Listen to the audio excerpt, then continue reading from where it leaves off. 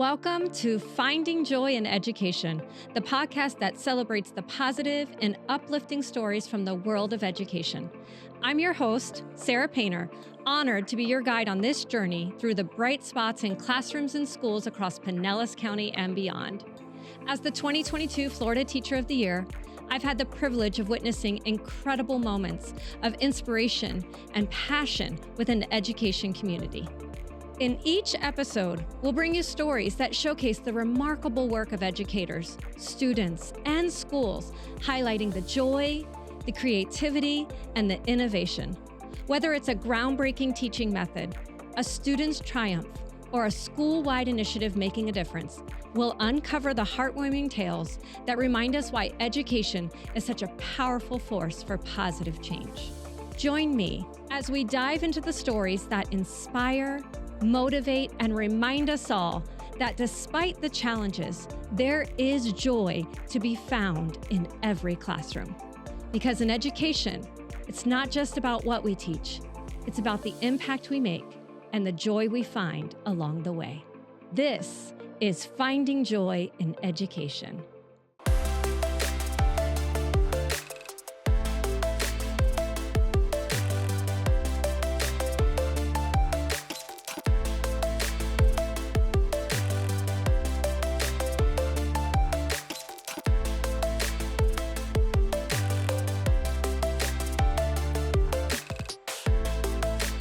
Hello and welcome to the Finding Joy in Education podcast. Today's episode is Finding Joy Through Leadership. Joining us in the studio today, we have Ms. Paula Texel. She is our Area 4 Superintendent here in Pinellas County Schools, along with Dr. Kristen Gonzalez, our Area 1 Superintendent. And I have Mr. Michael Feeney, the Executive Director of Middle School Education now here in Pinellas County. Thank you guys for being here and welcome to the podcast. Thank you. Thank you. So I open every single episode with the same question and I ask you what your story is. So I want you to think about how to tell our audience your journey from where you started to where you are. You may be as broad or as narrow as you'd like to be. Ms. Texel, I'll start with you. What's your story? I have a rich story. I love it. I'm ready. In Pinellas County Schools. Born and raised here, graduate of Seminole High School, but have spent the last 33 years serving our students and teachers in Pinellas County. Like a lot of our leaders, started off as a classroom teacher and moved my way progressively up to assistant principal and then principal at 3 different schools. I actually had the great opportunity the last 8.5 years to be serving as our chief HR officer, but last January moved into our area superintendent role. And so, my journey has been varied, but every step of the way has been a great learning experience. I love it. I can't wait to tap into some of that experience. Dr. Gonzalez, what's your story? I'm going to kind of mimic Ms. Texel a little bit. I, too, am a Pinellas County graduate and was born in Pinellas County. I know that's hard for us to Wow, find. yeah. I know. I went to Dunedin High School. Actually, I was a Dunedin High graduate. I, too, started out as a classroom teacher. I have at 29 years in Pinellas County Schools. Worked my way up through administration just like Ms. Texel. I was 12 years as the principal at Palmer University High School. Then I am now in, I think, almost year 5 now of area superintendent role of Area 1 schools. I have 29 schools that I supervise, work with the principals. And it's a great opportunity and look forward to every day. Excellent. And Mr. Feeney, what's your story? So I'm not a Pinellas County grad. Oh, okay. Pinellas We'll County grad right here. So we'll allow you to stay. One of these things is So- not like the other. Exactly. So I'm a product of 2 educators. My dad was my high school assistant principal, and my mom was a teacher at the school. And we won't get into the story, but my dad was I was the first one to get detention. Oh, So great. we'll save that for Wonderful. another day. You're that kid. Okay. I surprise, right?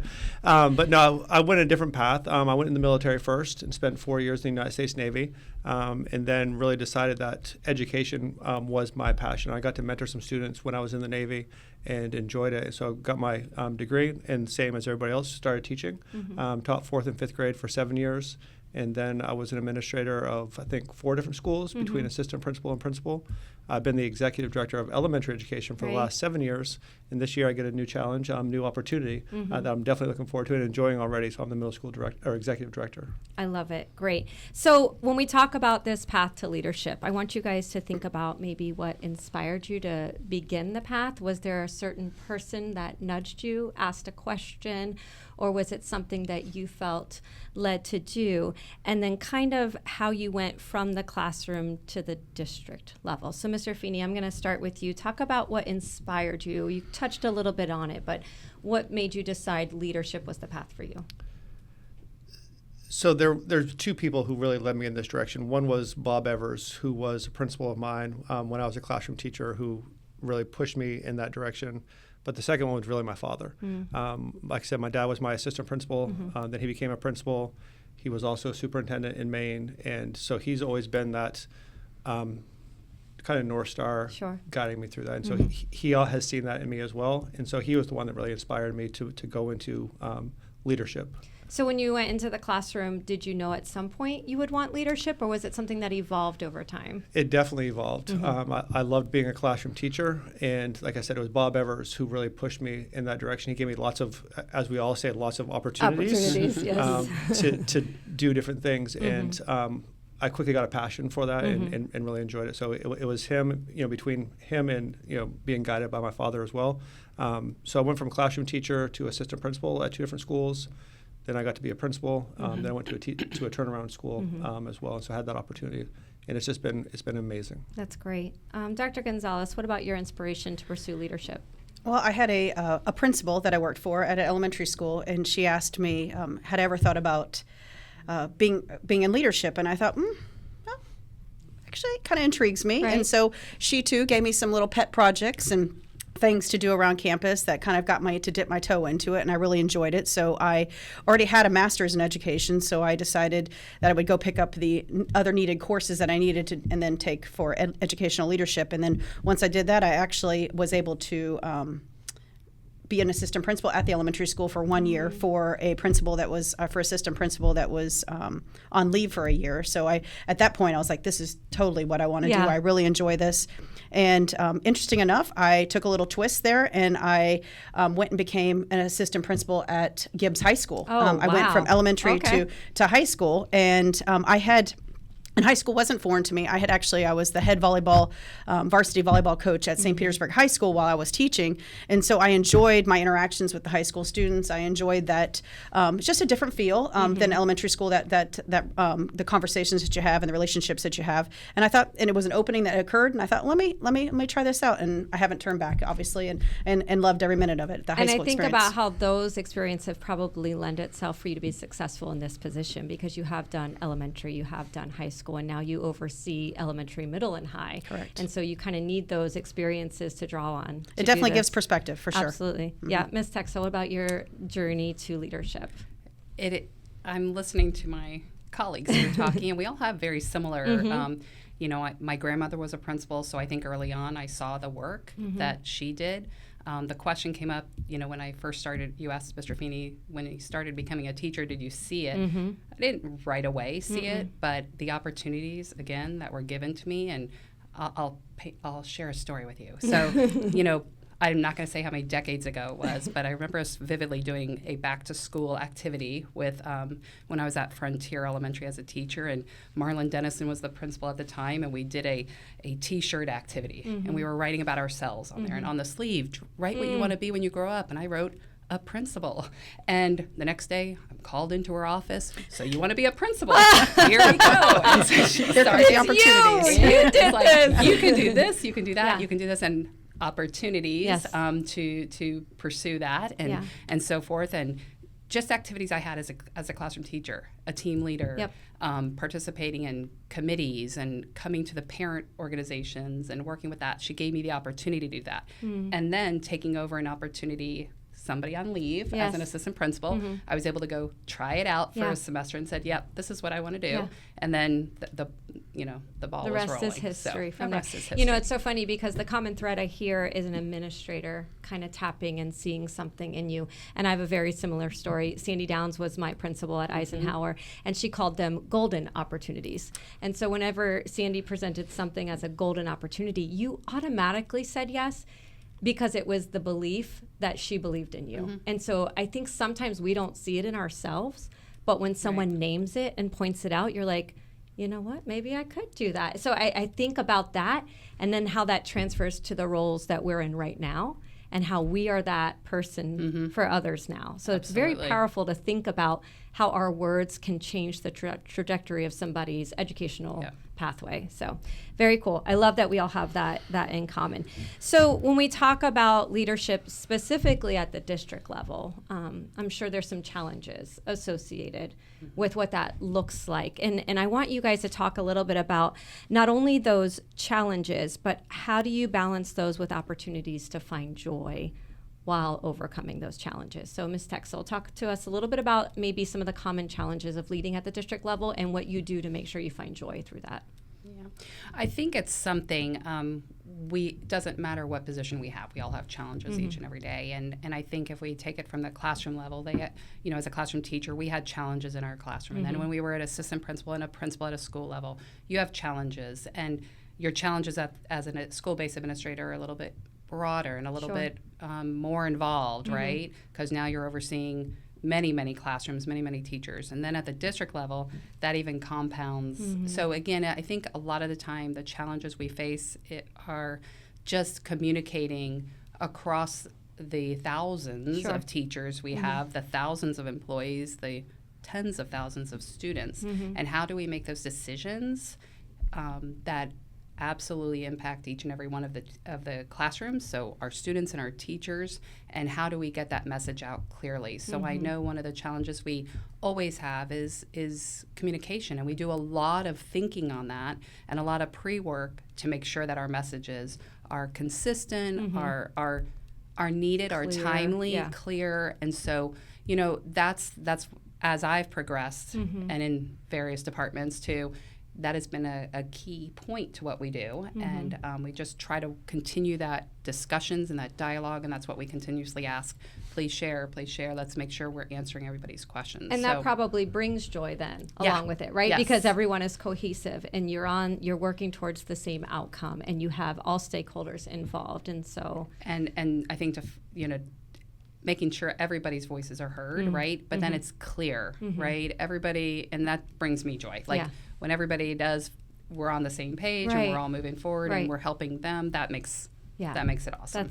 That's good. Dr. Gonzalez, talk to us about some of the challenges and how you find joy through that. I was going to kind of add on to what Ms. Texel was sharing, is that I think also perception and perspective roll into those in regards to communication. Even though we might think something is very clear, it's how it's perceived or that perception that goes along with it. And I think that ensuring that we're meeting everyone's needs in regards to providing them the best working opportunity, having the right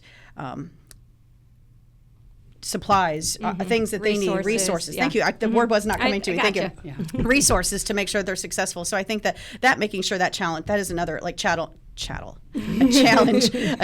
that just ensuring that every school has the right resources that they need. We have a plethora of resources as a district, and it's just making sure that we are meeting every student's needs with those resources that we have. And I think that joy comes through when we see students all of a sudden see the connection, and they're like they just blossom and grow. And I think that's one of those joyful moments. Yeah, Mr. Feeney, talk to us about some of the challenges you've encountered. So I agree with both my colleagues.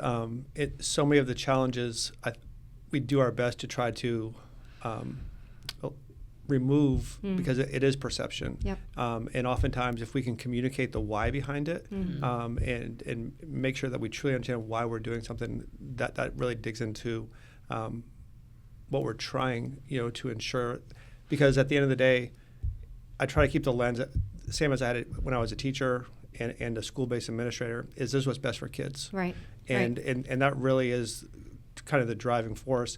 And then even more so in my position, as well as their position as well, how do we best support teachers and how do we best support administrators? Because there are a lot of resources and there's a lot of different opportunities, but how do we really make sure that we're layering the supports so that when we make a decision that's best for kids, that all the adults impacted by that decision have the supports that they need to be successful. 100%. And I think also in the positions you are in, you're bucket fillers all day long, right? Like you are solving problems, so to speak, and you're meeting needs. That's got to feel pretty good. That's what you do all day, is you are meeting needs of students, of staff, of parents, of community members. And I think that's the joy too, is that you just get to solve problems all day for the greater good, right? And then the more streamlined and cohesive that is, the better it is for everyone. So let's talk a little bit about staying connected to daily experiences when you are at a district level. So, Ms. Texel, what kind of intentionality do you put in your day so that you stay connected to what's happening in schools? Something that I've learned since entering this position is absolutely being at the schools and being in the classrooms. Obviously, I am not the classroom teacher. I am not with the students 24/7, but I am visiting the schools, talking to the teachers, talking to the students, talking to the principals who do keep us informed of the great things that are going on, but also the needs they have, right? And so, but it is just making sure that I am still being very close to the content that is being taught, the curriculum, the expectations, so that when I do go into the schools, that I can be a support to them. And that reminds me of the piece of advice you gave me when I stepped into the administrative role, which was to constantly ask, what can I do for you today? Right? And so I think that reminds me of that. And that as soon as you told me that, the very next day I ran into a classroom and I asked the teacher when I walked in, what can I do for you today? And she was like right now? I'm like, yes, like right now. Is there? And she's like, no, but thank you for asking. So like, it reminds me of that work of being intentional and asking, not assuming what a school or a teacher needs, but finding out exactly what it is. And I think that's as leaders, and I've known both of my colleagues here for a long time, and I know that this is how they led too. And I know it's cliche, but I am a servant leader. Like I never expected my teachers to do anything I wouldn't do. And you could ask any one of my teachers, and they would. But it's my job was to make sure whatever they needed, they had. And if I can take that off your plate so you can do the job of teaching, I'm going to do that. Absolutely. And that's where. Absolutely. Dr. Gonzalez, tell us a little bit about how you stay connected. I think that very similar to what Ms. Texel was sharing about being in the schools, but I also think it's building that relationship with the instructional staff, the other staff that are at the schools, so they know who you are as well, and so that they feel comfortable being able to speak to you, reach out to you if they have questions. Also to help build those and foster those relationships that you might have some aspiring leaders out there that want to become administrators, and they would like to know, hey, what opportunities, what do you see? How can I grow, and what can you help me grow with, you know? And so I think it's just ensuring that we have that relationship where they know that it is an open door, that they can always talk to us. That's always the relationship I want with my administrators, the principals within Area 1, their assistant principals, and like I said, their teachers and all the people that work at their schools, because I want them to feel like we are here to, as Ms. Texel said, we are those servant leaders. We are the ones who are here to help. We want to make your life and your school run as smooth as possible and be as successful, because if you're successful, then your students are going to be successful in the classroom as well. And there's so many parallels between everything we've talked about, where we encourage our teachers to do this with their students, and therefore we're doing it with our teachers. We're doing it with our schools. So building those relationships are so important, but that requires presence and them knowing your face and knowing what your job is and knowing how they can reach you and contact you. Mr. Feeney, tell us a little bit about how you stay connected. Can I just say ditto? Yeah, absolutely. No, but I agree in what you just said too. My best days are days when I'm in schools. And I know maybe not everybody feels that way, but when we can interact with teachers and interact with students, that really brings me the joy. Because I said we all got into this because of students, and so when we're at schools and we find ways to support students, teachers, administrators, because it is, as Dr. Gonzalez said, it's the relationships. And we look for lots of different opportunities, and definitely for me, like, who can we mentor? Who can I help grow? Find out what their path is, and sometimes it's that teacher leadership path, and it's not always administration. How do we continue to grow teacher leaders? And so whenever we have the opportunity to do that brings me joy every day. And that's such a perfect segue, because our next segment will be with teachers talking about leading from the classroom, not necessarily pursuing ed leadership, but just how do we lead from our schools and from our classrooms. So before we get to our joy stories, I wanted to quickly ask you guys if you thought of any misconceptions that you feel like are associated with leadership at either the school level or the district level that you'd like to speak to. So maybe some assumptions or misconceptions that might be out there about those that leave the classroom to pursue leadership. Mr. Feeney, I'm going to start with you.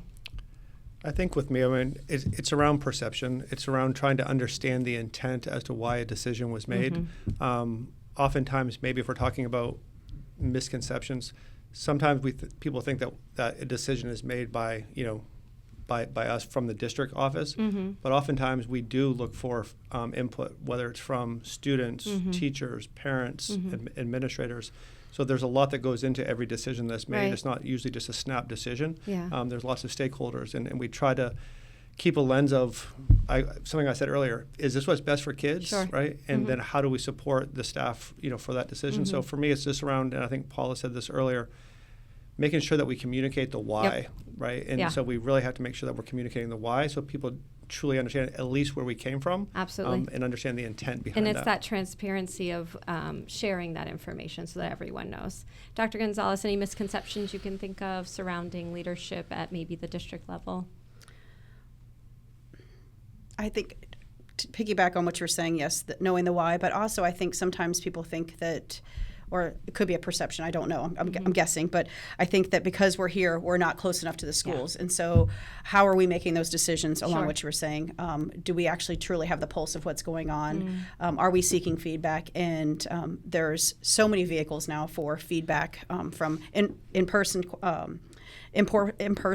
sessions in regards to getting feedback, but also just electronically through, our other means of communication as well. So I just think it's ensuring, and I'm also a firm believer that if those are those perceptions, then we need to overcome those. And what can I do to ensure that I can break down that perception, because that's not true, because we want people to know that we are seeking input.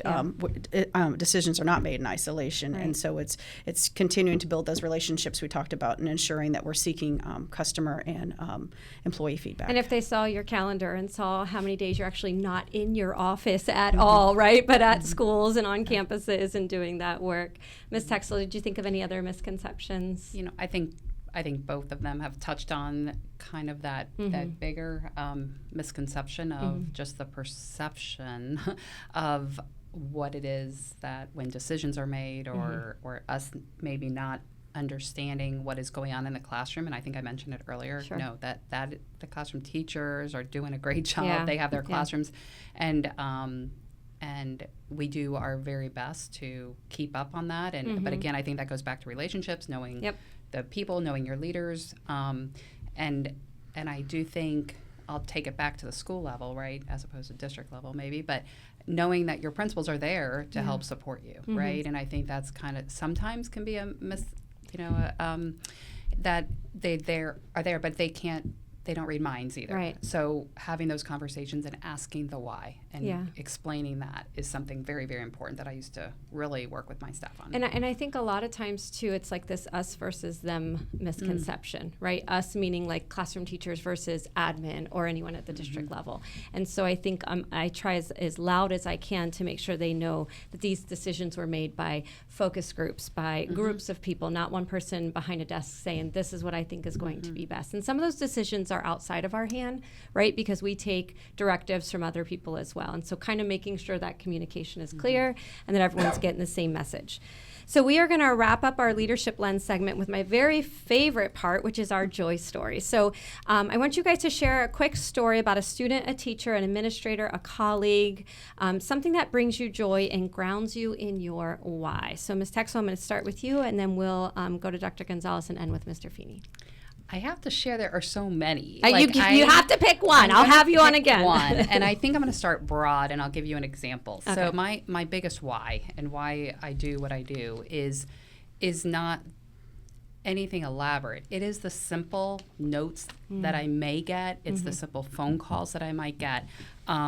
Just thanking me for either providing them an opportunity to do something to grow themselves, either in their classroom or if they have a vision to go on and for leadership, or it could be just with decisions. I still get, which I love, getting my calls from my former staff members, and they just needed guidance, right? And so I got one just last week from a former teacher of mine, and said, I knew I should, I'm so glad I listened to you. I'm doing great now, blah, blah, blah. And it was just that. And it's like, I'm so glad you're doing really great. Just right a back little to reminder. And I'll tell you, beyond anything, that's my why. Yeah. You know, that's my why for my teachers, right, and my staff.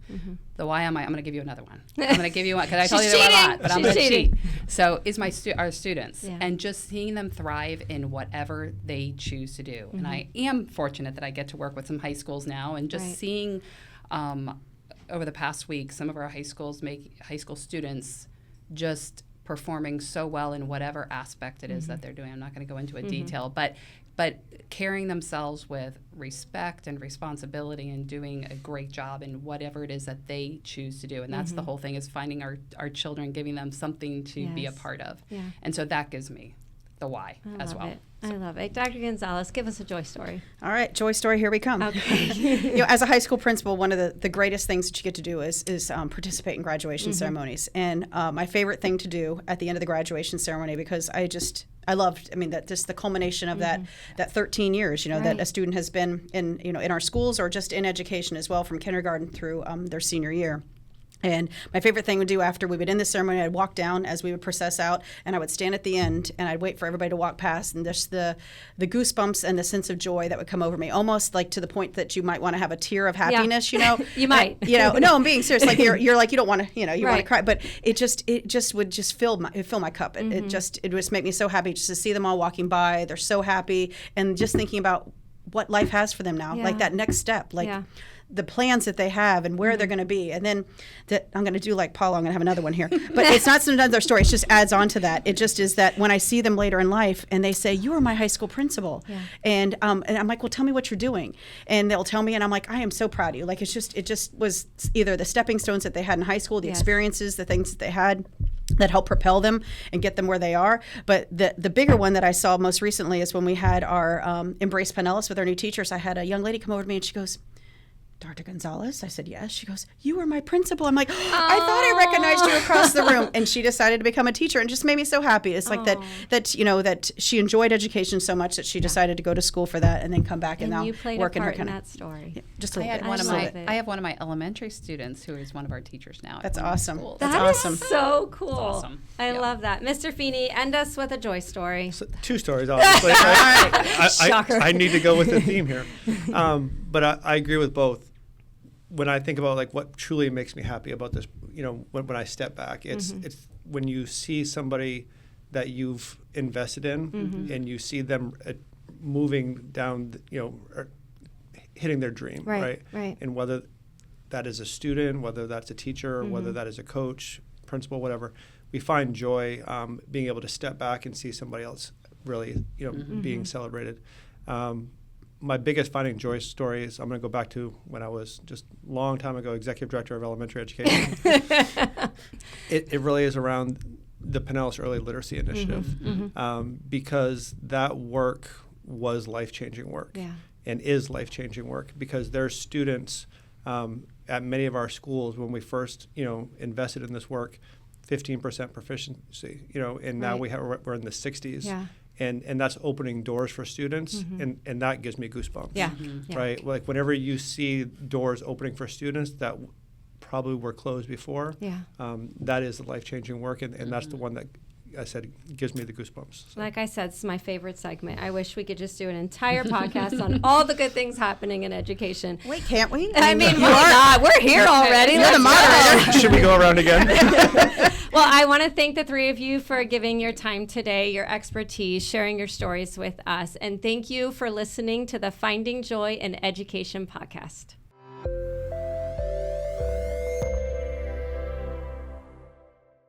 Welcome to the Finding Joy in Education podcast.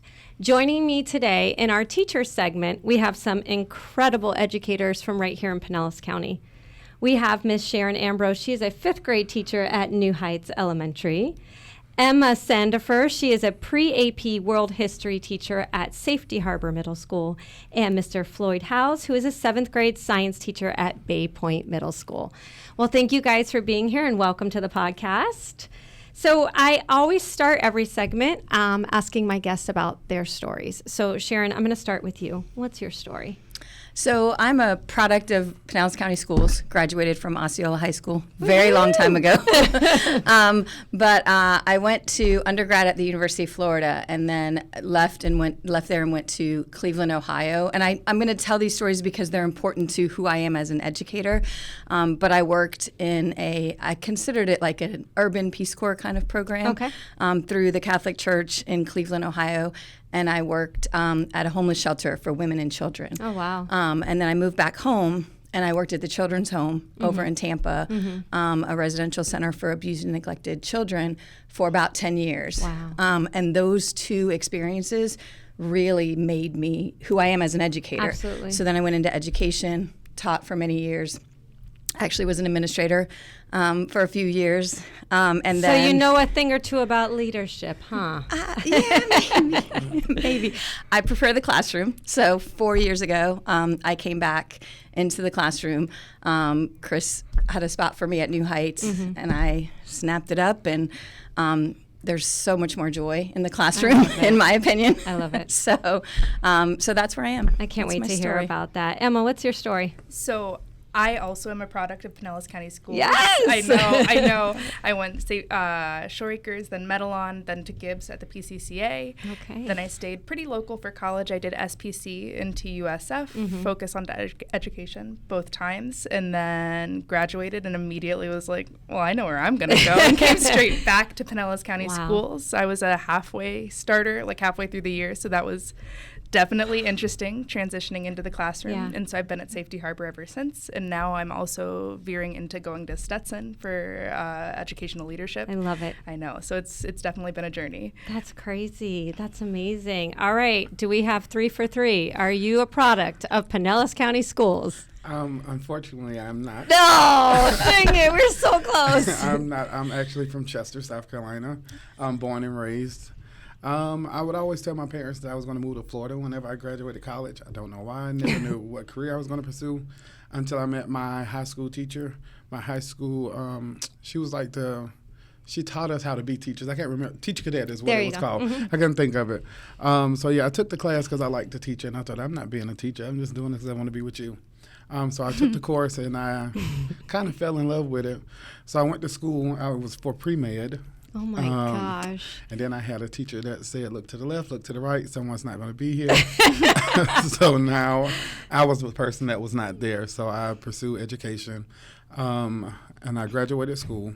And I was like, I don't know if I'm going to use my degree or not. So I got a call from Pinellas County because the late Miss Deborah, I want to say, actually worked at this college that I went to in South Carolina. So when she called me, I talked to her, and then I ended up here. That's so incredible. I think it's so interesting how many different paths there are to land into the classroom, right? Just sitting at this table, we hear the different ways we've all kind of gotten here. I think it's just it's what makes it so beautiful is that we have so many perspectives and lenses that we look through when we become educators. So we know that today's episode is all about teacher leadership and leading, and we interviewed some district administrators on our last segment and asked about their journeys, but I'm really, really excited to find out how you lead, and specifically how you lead from your classroom. I know one of the misconceptions about teacher leadership is that if you want to become a teacher leader, then you leave the classroom. While that is sometimes true, it's not always true. So I want to ask you guys a little bit about, and I cautioned myself to ask you, how do you define yourself as a leader? Because everyone at this table would probably say that you're not. So I'm going to rephrase it. Why would your colleagues say that you are a leader? And how do you define teacher leadership, thinking about your current role? So Sharon, I'm going to start with you. So I think when I think about leadership or just leading from the classroom, I think about the trust that you build with other people in the building.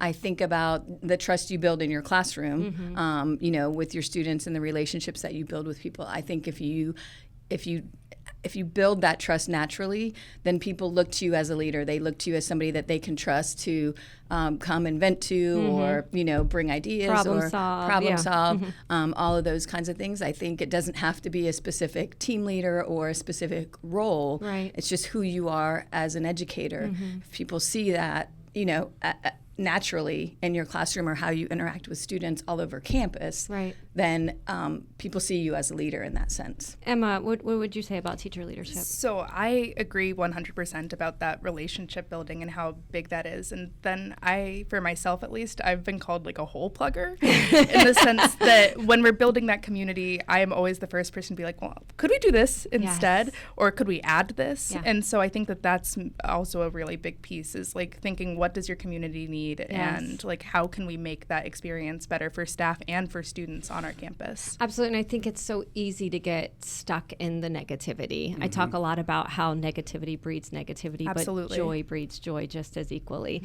And so I think sometimes leaders are set apart because we're the now what people. Yeah. So we vent, we communicate, we say what may be stressful or bogging us down, but we always have that next step in mind, that hole to plug. How can we get past this? And I think that definitely defines a teacher leader. Floyd, what would you say about teacher leadership, and what would your colleagues say about you as a leader? I would say the positivity aspect. Coming on campus, I try my best to be positive. Yeah. Because in education, once again, you have the negative, a lot of the negative. So I would always start my day with, today is a great day to have a great day. And I would go through the campus singing, screaming, just bringing everybody, right, bringing all of the energy, because in education, sometimes you have good days, you have bad days, but I want to show everybody that there's joy in all of this. At the end of the road, there's still going to be joy in this. So teacher leadership is, once again, that trust piece where people can see the leadership characteristics in you, and they just flock toward you because of the positivity that you bring and because of the way that you respond to different situations. Yeah, and I think about what mighty power we have in modeling this for our students, right? So when we're modeling that joy and we're showing them what it looks like to show up every day and love what you do and find something good about what you're doing, just imagine the ripple effect that has in our communities when we're doing that for our students. So there are some misconceptions, and we touched on a little bit about that with teacher leadership. So Floyd, I'm going to start with you.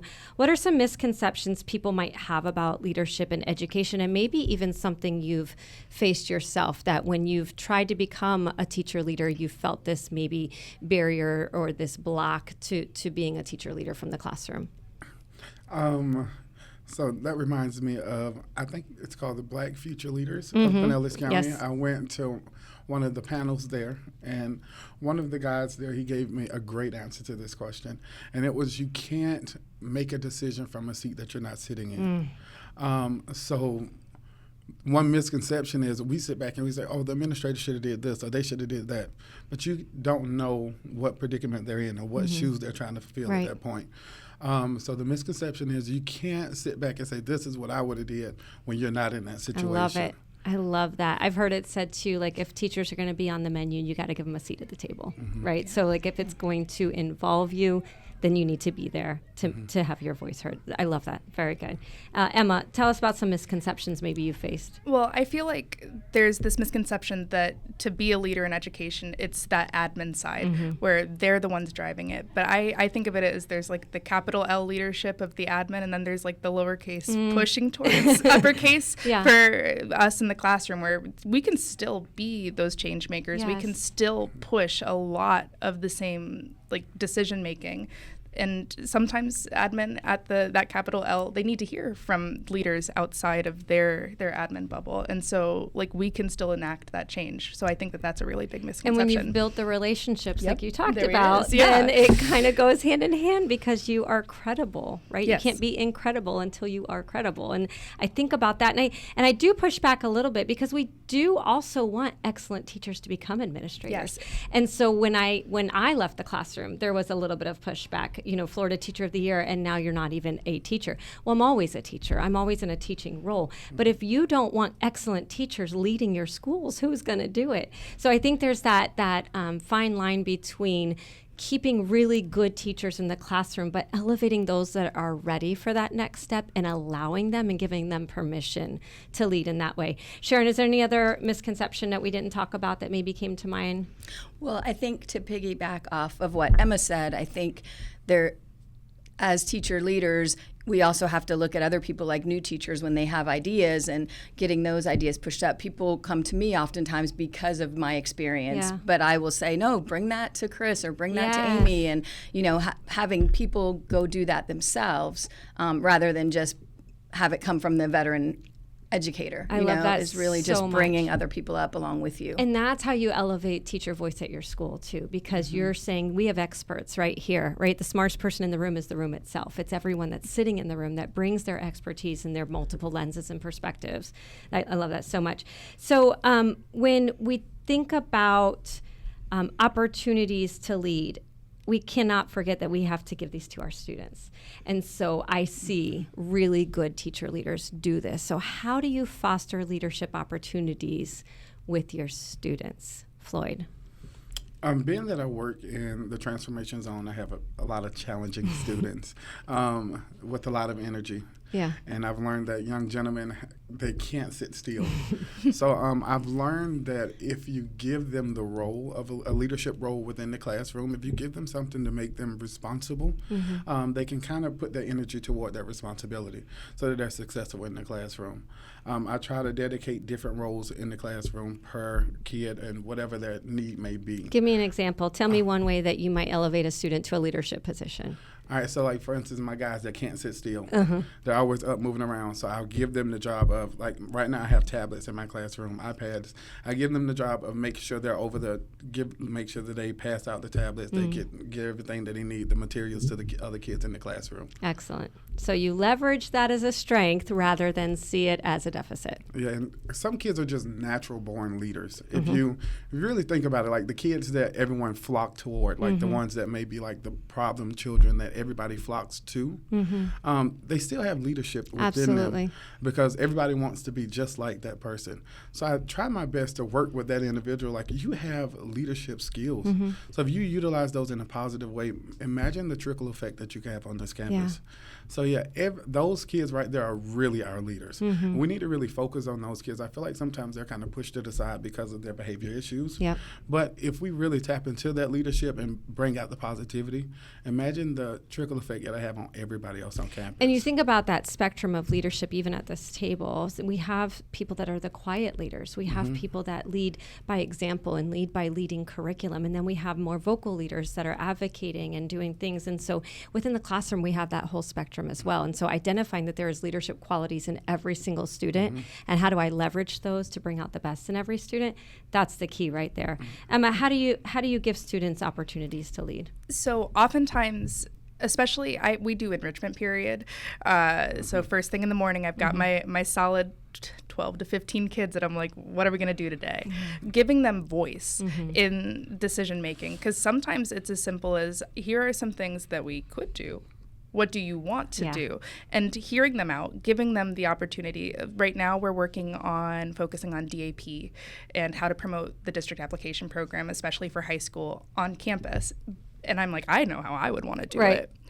I think that my idea is great. But giving But giving them the opportunity to say, this is how I would communicate this. They're making handouts that they're going to put in the hallways. They're trying to figure out, like, how are they going to be the people that maybe talk to friends about discovery nights that are coming. But so they're trying to make these decisions, and I'm struggling. It's hard. I'm struggling to sit back, so I'm like, okay, how can I facilitate this conversation? Because I've got some quiet babies in there that normally are not those decision makers. So still pushing them and being like, your idea is valid, your idea is good. Right. How can we push this further? And so then eventually that they're going to have to survey their classmates. And so I'm excited to see how that goes. But so trying to find those opportunities to meet them where they're at. Absolutely. Sometimes, because right now they're like, I don't care about National History Day. I do not care about any sort of research. But I'm like, you are researching. Absolutely. You sneak that in right I know, there. but so like, let's focus on it. Like, meet them, like, even if it's not what I want to do.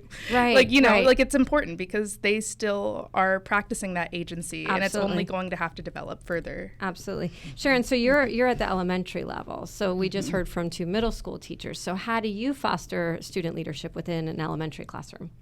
So I think it's very similar to what they said is what I do. I have several helpers throughout the day, and it's different every day depending on how the student walks in the door. You know the ones that you need to kind of, all right, I need you to do this for me, and can you help me out and do this? And we have a few new students at New Heights this year that have, that really have some of that challenging behavior and trying to learn the New Heights way. And so it's really, all right, can you help show this person how you did it at your school, or kind of bringing some of those things in and really just getting some of that. We just started, we hadn't had safety patrols in a long time. And so the decisions were made for safety patrols, and some of those students with challenging behavior are some of our safety patrols, but it's been really amazing to watch them kind of blossom into those leaders. And there's all kinds of roles all over campus of things that they can do. In the actual classroom, though, it's very similar to what these guys were saying. And we spoke as about well. that with our admin on our earlier segment, that when someone believes in you and believes you can do it, you rise up and you step up. And so I think it's just 100%. having someone say,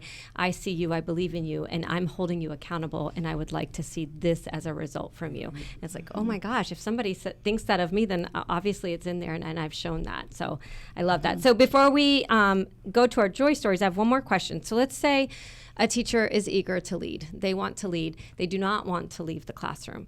What advice would you give them to own that leadership? And what are some of the opportunities maybe you've seen in Pinellas County to be a teacher leader at their site, on their team, or within the district? So Sharon, I'm going to start with you.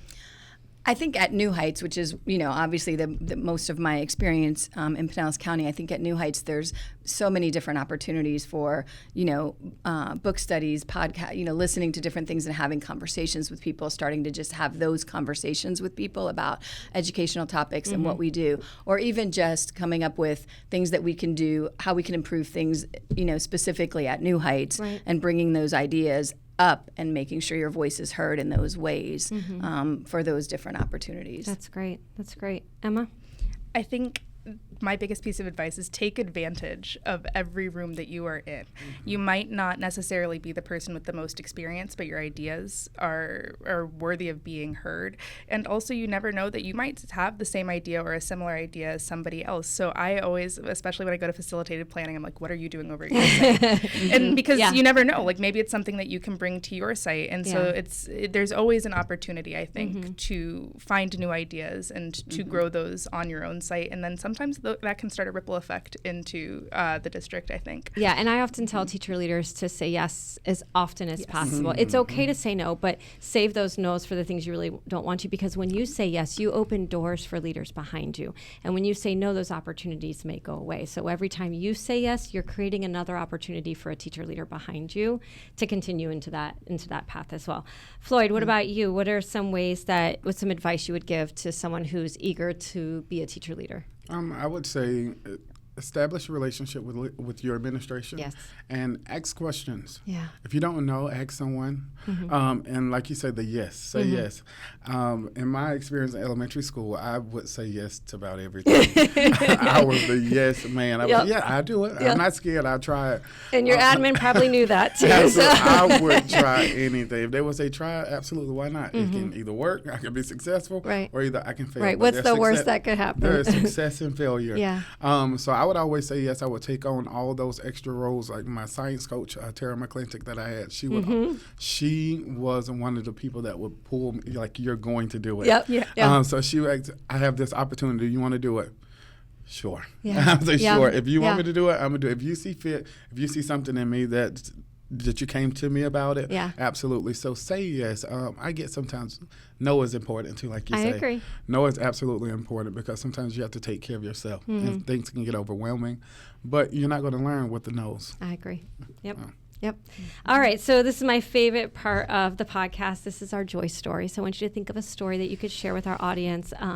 Could be about a student, a colleague, an administrator, just something that when you tell the story, it grounds you back in your why and why you're in the classroom and why you're doing what you're doing. So Sharon, I'm going to start with you. What's your joy story? So for me, it's every year we get to that end of the year. And yes, children are so much more than just that test score they get. But I'm a reading teacher, and It matters. I'm a fifth grade reading Right. teacher. And so, I talk all year long about how if they get that 3 or higher, they have an opportunity to get electives in middle school. Yes. And they want those electives. They don't want that second reading class if they don't need it. And so that's something that we talk about all year long. And so to see kids who come to me as a level 1 and at the end of the year they've worked hard and they get that 3, and every year I have, a handful, sometimes more handfuls of kids that had never achieved that Yes. before. Yeah. And they get that and they cry and they want to call home and they want to, Yeah. and it's the happy tears, Yeah, yeah. And every year I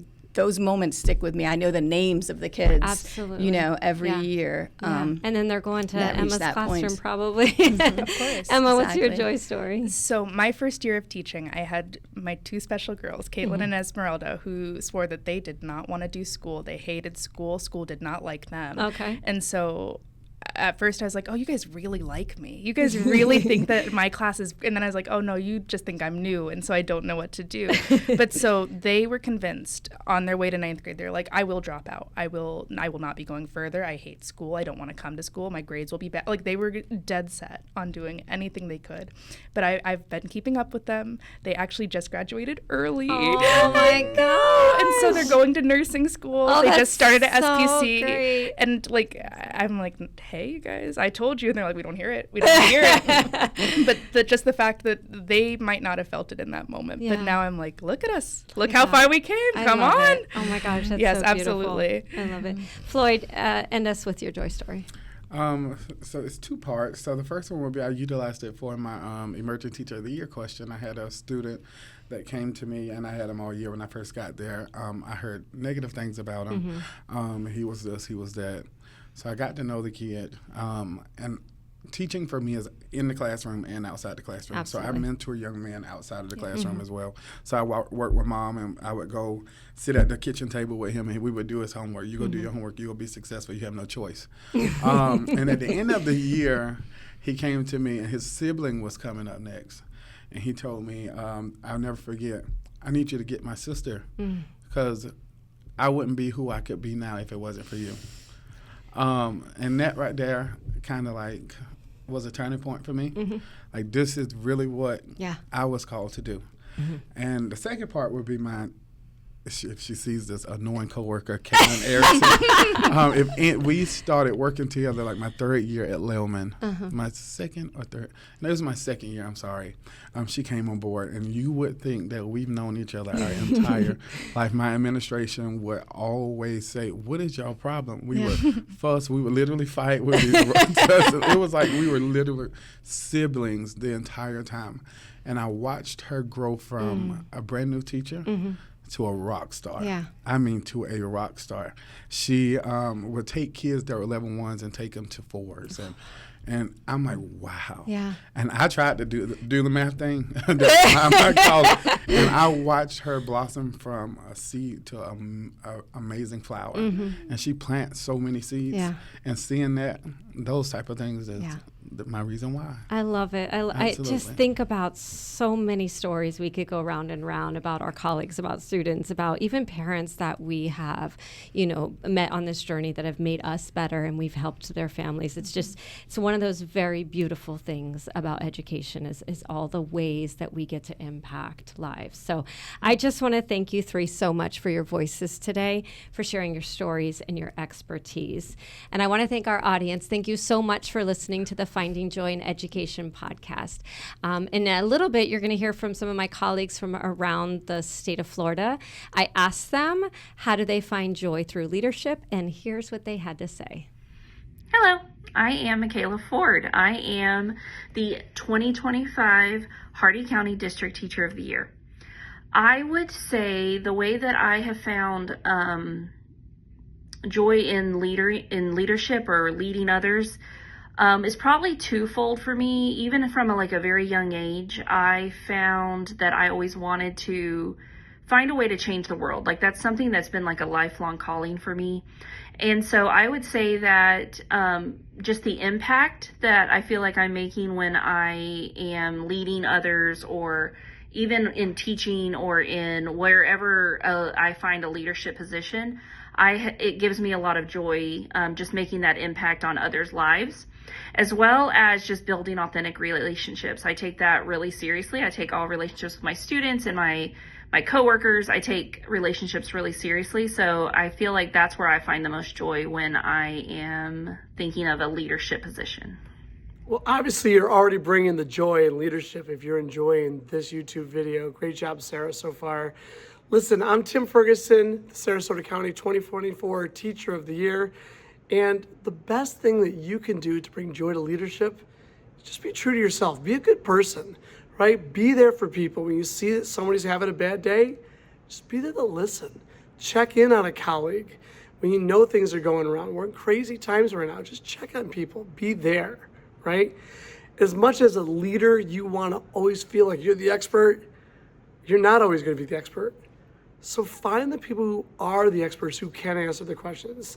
They'll feel validated because you came to them, because they are the knowledge subject area superstars compared to where you are. You're going to gain that knowledge and be a stronger leader as well. The best thing is to just enjoy the progress. It's a marathon, but enjoy those little moments that make us all smile. My name is Jamie Suarez, and I am the 2025 Florida Teacher of the Year. Leadership truly does bring you so much joy, especially as a teacher leader.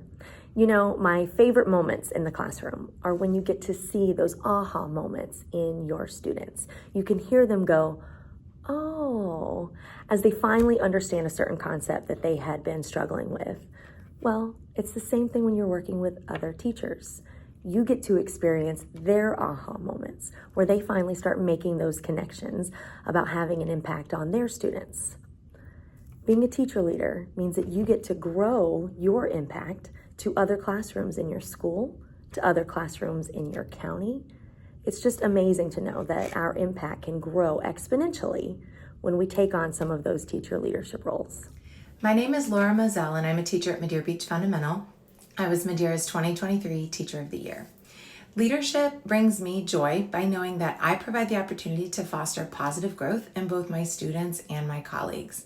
As an effective leader, I hold myself to high standards. I strive to model integrity, accountability, and excellence, which then hopefully inspires those around me to reach their highest potential.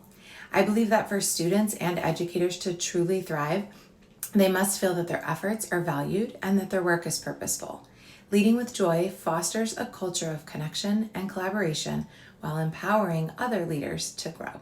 Hi, I am Ronique Major, the 2025 Sarasota County District Teacher of the Year. How does leadership bring joy?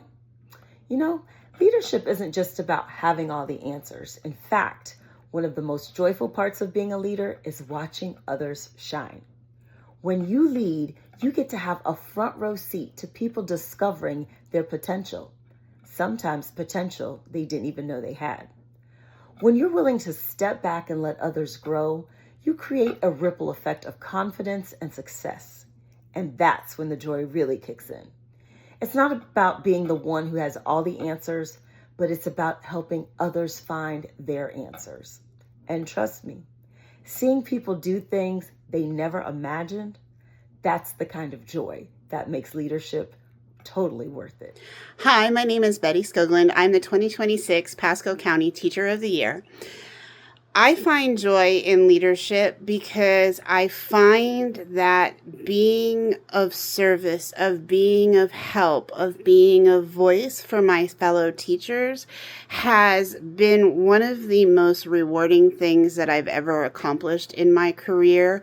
Something as simple as being on the leadership team and saying to the administration, hey, having extended last period on Fridays isn't working for our remediation. The kids can't focus then, was a big, huge win for all of our teachers, and they greatly appreciated it. So being that voice for other teachers has been one of my greatest joys in education. Gerard Madrinan, 2024 Pinellas County Schools Teacher of the Year. How does leadership bring joy? Leadership brings joy in a very unique way. The leader is the standard bearer for that organization, meaning they get to set the tone for everything. It all starts at the top and trickles down from there. So if the leader wants to be in a good mood in the morning, they're letting everyone else know that it's okay to smile and be in a good mood. If they want to greet everybody in a silly way, an energetic way, or a charismatic way, everybody else is learning about that culture from that person. They are the standard bearer. And so goes the rest of the organization. People will look up to that person and they'll set the tone and figure out that that's how the entire organization is going to function. So in a very special way, leadership brings that joy.